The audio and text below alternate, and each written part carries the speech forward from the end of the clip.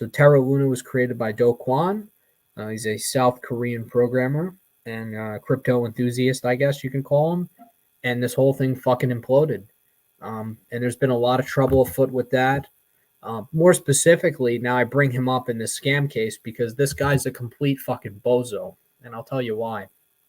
He's a complete bozo because he was on Twitter. You can go back on his Twitter. He's so arrogant. He says that everyone who criticizes him is poor. And he goes, I don't entertain the poor. And he says, if you're poor, I don't talk to you. That's it. He goes, you're a broke boy. And then he goes, I'll see if I can find a tweet that he directly made. It was like so fucking interesting. And people started replying to his old tweets. And trust me, I'm going to get to the important point of this, folks. He replied, I don't debate the poor on Twitter. And sorry, I don't have any change on me for her at the moment. And someone replies and they get a bunch of retweets. And they say, ever hear that saying, be nice to people on the way up because you're likely to meet them on the way down? Well, you're no longer on the way up, my friend. And that perfectly summarizes everything. But the reason why we bring him up is that there was video footage that came out in a recent CoffeeZilla video. I don't know if you guys saw this, but CoffeeZilla is great. We love him. He exposes all the fucking fraudsters and all the fucking shady assholes in the finance industry. That ruined the, reputation of us like very well respected and high esteemed professionals. And we hate these fucking fraud fuckers, and I really hate them with all my heart. But so the whole thing with Luna is that he's at this Do Kwon, he's at this fucking convention, right? And he's sitting there, and I don't know if he knew he was on camera or whatever. He's got a beer in front of him, thinks he's a big shot. Oh yeah, I got my beer in front of me. This guy's fucking worshiping me, Maybe he's thinking the guy's like jerking him off, kind of. So he comes out and he says basically, just flat out, like plain English, you could pull it up. He got caught in 4K. 4K, baby. They caught him in 4K. He says that Luna has a kill switch, which would enable it to sell off all of the assets and close up shop and just for everyone involved with the project to just disappear. Now, let me pose this question. First of all, how fucking stupid are you to say this while you're on camera, even if you're drinking, whatever, you're on camera. Why would you say that? You get nothing out of saying that, and that's a major fucking red flag. If a company told me, oh, well, we have a way to like take all the assets and shut down in case something bad happens, you know what I'm doing? Literally the day I hear that and the day I find out about that, I am selling everything off. Because that guy is a shithead and he's not responsible. Well, and he shouldn't be in charge of the project. Truth be told. Well, here's the thing about it. This is like I actually think he's pretty intelligent the way he set up the scam.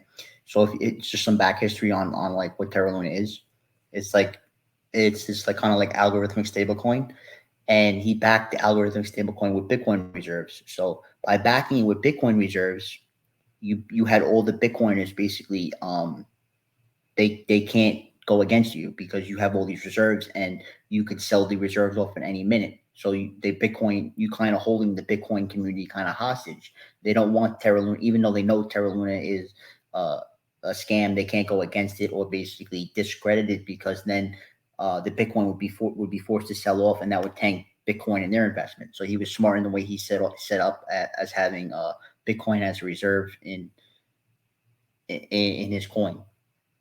And so the way it works is like you have these two coins, UST and Terra Luna. They're kind of connected. They're like sister coins. And in order to get a Luna coin or a Terra Luna, you have to burn one or the other, and you could swap it. And the problem with that is once you create an enormous amount of sell pressure on one of the coins, you go into like a death spiral. And once you go into the death spiral and there's too much pressure on the coin, you lose the peg, and then once you lose the peg, it's not stable anymore. And then once you have no stability, like nobody has faith in your stable coin. If you have no stability in a stable coin, your stable coin is basically useless. So there was probably some sort of collective group kind of trying to take them down. And what you said earlier about how rich people, you don't want to talk to the poor people and this and that. I wouldn't be surprised if some collective group basically had enough of his shit, his arrogance and stuff like that, and said, we're going to take this motherfucker down. And they basically just destroyed him.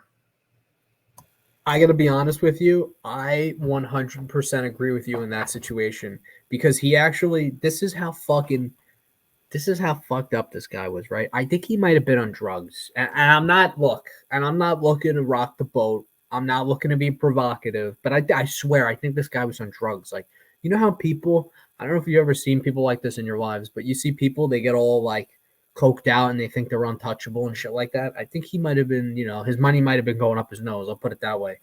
But because he was on Twitter and like the way he was talking to people was like so out of line. Like, someone tweeted to him like a year ago, and they said that a George Soros type of attack could happen to Terra Luna, and the guy was explaining how it could be done, and Do Kwon's only response was like, "Yo, you're poor. Like, you're never gonna be able to do this. Like, I don't even know why you're looking into this. Like, you're never gonna be anything in life." Like, that's basically what he said to the guy in a nutshell.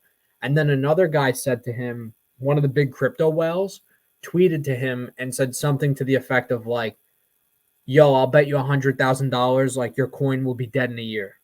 And this is like a big whale in the crypto community, right? So Do Kwon was like, "All right, bet. Like, I'll take you up on that, right?" Another guy chimes in and goes, "Oh, and Do Kwon goes, oh, $100,000. That's nothing. I don't care. I don't care. Like, whatever, right?" Another guy jumps in and goes, "Let's do 1 million." He says, "Okay, 1 million. I'll do that." Third guy chimes in and goes, "Let's do 10 million." He goes, "I'll put $10 million on the line right now that your coin won't be here."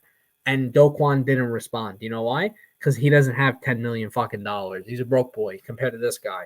So he's calling everyone else poor, but relatively speaking, he's poor compared to the motherfucker that was about to put up 10 million. Now, if you ask me, these are crypto whales. These are guys that are loaded that have stupid amounts of money. But guess what? Is it possible that they're also institutional investors or connected to institutional investors? Very likely. Once you have that level of money, right? Once you're considered high net worth in that 10 million range or ultra high net worth in that 50 million range, the circles get smaller and smaller and everyone knows each other. So if they go, "Hey, you know what? This guy's a fucking shithead. Fuck him." And what they did, and this is my theory, there's really two outcomes here. Either Do Kwon hit the kill switch and cashed out and fucked everyone over, Yeah, I which don't is think very that's the case. it's possible, but I would say it's not probable. Or option two is the Soros style bank run happened where someone borrowed $3 billion of Bitcoin and they sold it against Terra Luna and just killed the reserves of Terra Luna like Peter that. Griffin? You think it was Peter Griffin? Peter Griffin. Oh, Ken Griffin. Is that who you mean? Ken Griffin from Citadel? Yeah. No, not Ken Well, Griffin. Peter Griffin. Basically, if you look at the blockchain, you see basically $300 million of USD. I mean of Terra Luna and USD being sold off in an instant.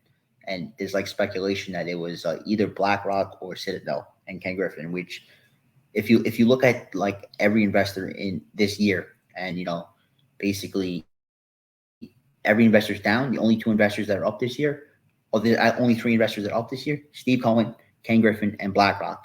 The only three people that are up in this year. Well, meanwhile, everyone's down like 25-30%, and it's probably because they're in the crypto space and they're pulling some stuff over the walls over other people. And they're probably the only ones sophisticated enough to pull something like this. If you put too much sell pressure on a coin in an instant, there's not going to be enough liquidity, and you're gonna cause the coin to collapse. And you see that happen with Terra Luna. So basically, my word of advice is, right, if you look at the history of stablecoins, every single algorithmic stablecoin has failed. There's not a single algorithmic stablecoin that has been successful. So why even invest in them? There's basically two kinds of stablecoins. You have algorithmic stablecoins and collateralized stablecoins. You should only invest in collateralized stablecoins where for each $1 in the stablecoin, there's $1 in U.S. reserves or yens or Swiss dollars, whatever country you're from. So and you have to basically make sure that the collateral is audited by a third party, such as Certic or another third party firm. And some good stablecoins that you can invest in are Gemini Coin and USDC. Anything with like Luna or Moon anything with moon or rocket ship and everything like that, you basically you could know it's a scam. Your portfolio is not going to the moon.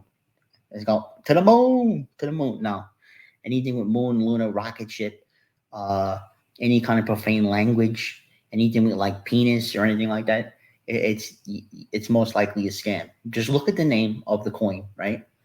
And if it's something that's used to draw up social sentiment or something that's used to draw up hype and stuff like that, then it's most likely a scam and there's no underlying fundamentals to the protocol.